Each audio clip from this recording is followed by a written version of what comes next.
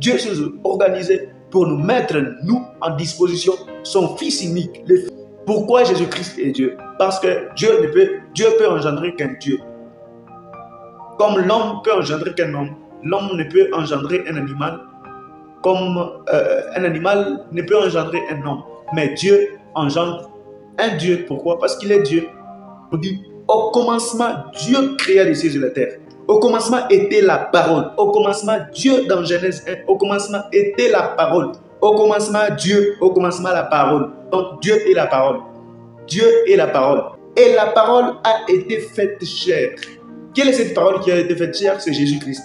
Ici, clair et net, nous voyons que Jésus-Christ, il est Dieu. Et nous le disons. Pourquoi ici, on nous montre Jésus-Christ? On nous présente Jésus-Christ en tant que Dieu. Parce qu'il vient de Dieu. Parce qu'il est engendré par Dieu. Comme un homme peut engendrer un homme, un animal peut engendrer qu'un animal, un chien peut engendrer qu'un chien, mais Dieu peut engendrer qu'un Dieu. Le deuxième attribut, c'est Jésus-Christ en tant que Fils de Dieu. Pourquoi Jésus-Christ en tant que Fils de Dieu? Pourquoi? Parce qu'il est l'image de Dieu et parce qu'il est le reflet de Dieu, il est le premier-né de Dieu, il est l'empreinte de Dieu. Il est l'image du Dieu invisible, le premier-né de toute la création. Avant, et qui étant les reflets? Qui est dans les reflets? Les reflets de sa gloire. Les reflets de sa gloire. Les reflets de sa gloire. Dieu.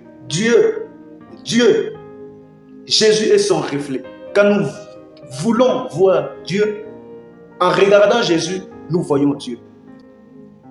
Et qui est dans les reflets de Dieu, les reflets de sa gloire et l'empreinte de Dieu. Donc, si tu tapes Jésus-Christ, tu vois Dieu total. Tu vois l'identité de Dieu. Tu vois la personne de Dieu. Tu vois, comme toi, ton empreinte de ton doigt. Si on tape, paf, si tu mets, on a déjà enregistré tes données, magasin, supermarché ou quoi, ou sous l'ascenseur, on ne sait pas, pour l'autorisation de la porte, l'ouverture de la porte, on veut ouvrir, il faut que tu sois enregistré dans ces données et tu as déjà fait enregistrer ton empreinte le jour que tu mettras ton doigt.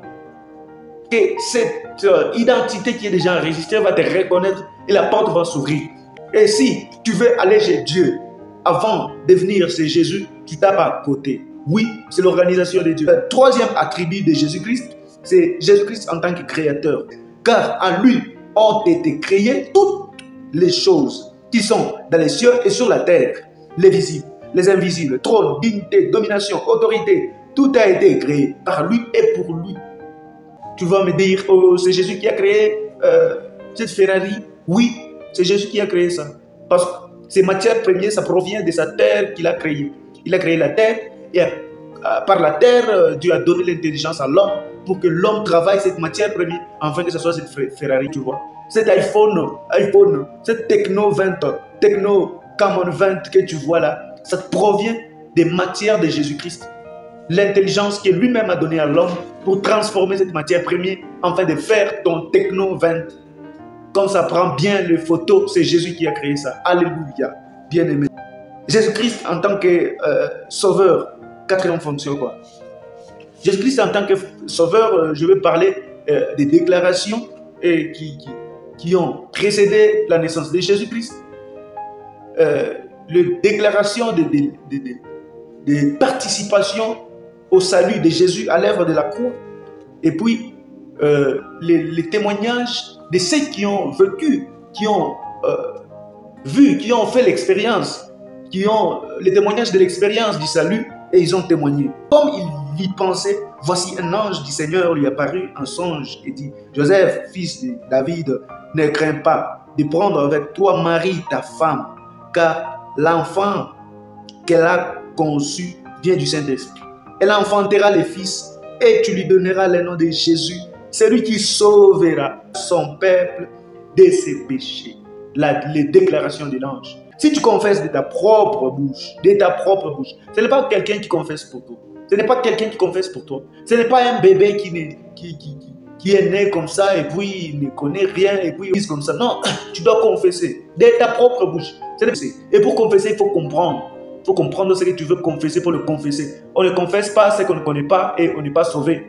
Tu dois confesser ce que tu connais. Tu dois comprendre. Tu dois te dire aujourd'hui, je donne ma vie. Je connais que j'étais pécheur, mais il y a quelqu'un qui a été tué pour moi. Il est mort à la croix, il est ressuscité. et tu confesses de ta bouche que Jésus-Christ est Seigneur et Sauveur. Car la prédication de la croix est une folie pour ceux qui périssent, mais pour nous qui sommes sauvés, elle est une puissance. Alléluia. Jésus-Christ en tant que médiateur entre Dieu et les hommes saints. Cela est bon et agréable devant Dieu notre Seigneur, qui veut que tous les hommes soient sauvés et parviennent à la connaissance de la vérité. Car il y a un seul Dieu. Il n'y a qu'un seul Dieu. Il n'y a qu'un seul Dieu. Il n'y a qu'un seul Dieu et un seul médiateur. S'il y a deux médiateurs, donc il y a deux dieux. S'il y a trois médiateurs, il y a trois dieux. S'il y a 10 médiateurs, il y a 10 dieux. Si vous mettez votre mère, vous lui dites que toi, tu deviens médiateur entre Dieu et nous, les dieux directement que vous allez commencer à prier, ce n'est pas le Dieu qui a créé toutes choses. Ce n'est pas les dieux que nous connaissions. Les dieux de toutes choses, les dieux de toute puissance. Si vous décidez ce que vous décidez, il y a un autre Dieu et c'est toujours le diable qui s'incarne dans ce que toi, tu te dis médiateur, qui s'incarne et qui commence à agir et toi, tu vois que c'est Dieu. Tout ce que vous priez, tout ce que vous avez déjà mis dans votre maison, au mur, jetez-les, coupez-les, jetez-les, les chapelez, jetez-les et coupez-les. Toutes les statues que vous avez déjà fabriquées, de la terre, des images, tout, vous mettez dans votre maison et vous adressez, vous vous agenouillez devant ces images. Et quand on veut vous camoufler, on vous dit non, on est en train de vénérer, on est en train de vénérer. Que veut dire vénérer? Oh, on la respecte, mais on s'agenouille. Donc si elle devient médiatrice ou médiateur entre Dieu et les hommes, directement ce Dieu-là, ce n'est pas le Dieu créateur, car le Dieu créateur a installé rien que Jésus-Christ comme médiateur entre Dieu et les hommes. Et tout ce que vous priez les morts, vous priez la mère de Jésus, vous priez tout ce que vous priez, Dieu ne connaît rien. Et le jour de votre mort, même Marie va s'étonner. Le jour du jugement, il s'étonnera et dira, je ne connais même pas que vous étiez en train de me prier. Elle dira, je ne connais rien, moi aussi j'ai besoin de Jésus-Christ pour être sauvé. Moi aussi j'ai besoin aussi de l'œuvre de la croix pour être sauvé comme vous. Moi aussi j'ai aussi besoin de me sanctifier. Moi aussi j'ai besoin du Saint-Esprit comme vous. Jésus-Christ en tant que souverain sacrificateur dans la sacerdoce royale. L'Éternel l'a juré et il ne s'en repentira point. Tu es le sacrificateur pour toujours à la manière de Melchisédek. Bien-aimé, quand j'ai lu cette parole, c'est pour la première fois que j'ai lu ces versets. J'ai eu même la chair de poule à moi. Pourquoi? Regardez les déclarations de Dieu. Il ne se repentira plus jamais que Jésus-Christ est le Fils de Dieu, le souverain sacrificateur, à la manière de Melchisédek. C'est lui qui prend nos problèmes et qui expose ça à Dieu. C'est lui qui prend les requêtes et qui expose ça à Dieu. C'est lui qui prend nos problèmes, qui expose ça à Dieu. C'est lui qui prend nos péchés. Et Dieu voit Jésus pour nos péchés.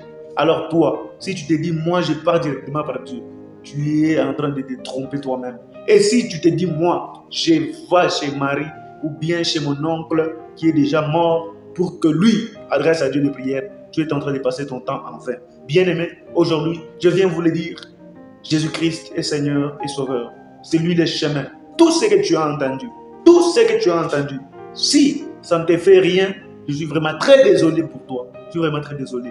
Mais nous voulons à ce que nous tous nous parvenons au salut. Nous tous nous parvenons à être sauvés. Les derniers jours que nous tous nous rencontrons le Seigneur. Nous tous nous soyons dans la nouvelle terre, nouvel ciel. Nous tous nous soyons dans notre Jérusalem céleste. Nous tous nous bénéficions de la lumière de Jésus-Christ dans la Jérusalem céleste qui nous éclaire comme la lumière. Bien-aimé, et pour arriver à tout ça, il faut croire que Jésus-Christ est Dieu. Il faut croire que Jésus-Christ est Fils de Dieu. Il faut croire que Jésus-Christ est Sauveur. Il faut croire que Jésus-Christ est Créateur. Il faut croire que Jésus-Christ est Médiateur. Il faut croire que Jésus-Christ est le souverain sacrificateur à la manière de Melchisédek. Et tout ce que les autres connaissent, et tout ce que vous connaissez, ajoutez, Jésus-Christ est Seigneur. Il est le roi, le Seigneur des Seigneurs. Sans lui, vous tous, vous finirez en enfer. Sans lui, mes chers bien-aimés, tu finiras en enfer. Tu finiras en enfer. Attends le jour de ta mort, tu me donneras raison. Aujourd'hui, tu ne crois pas ces paroles. Aujourd'hui, tu n'arrives pas à comprendre ce que je t'ai dit. Aujourd'hui, tu ne prends pas en considération. Parfois, ça entre dans ta tête et ça sort et tu ne sais pas. Tu es dans la confusion. Lui, le diable n'a créé rien. Même le diable lui-même a été créé par Dieu. Le diable lui-même a été créé par Jésus. C'est Jésus qui a créé le diable, bien-aimé. C'est Jésus qui a créé cette Satan. C'est Jésus qui l'a créé. C'est pas sa rébellion aujourd'hui qui se retrouve comme ça. Et il veut aller avec toi. Il veut mourir avec toi. Il veut partir avec toi. Si toi tu es distrait, il ira avec toi. Tourne-toi à Dieu. Jésus t'appelle encore ce soir. Jésus a besoin de toi. Jésus a besoin de ta vie. Jésus a besoin de ta vie. Même si tes péchés sont rouges comme du sang. Même si tes péchés sont rouges comme du sang. Même si tes péchés, ça coule du sang, bien-aimé. Même si tu es publié partout sur Facebook, tu as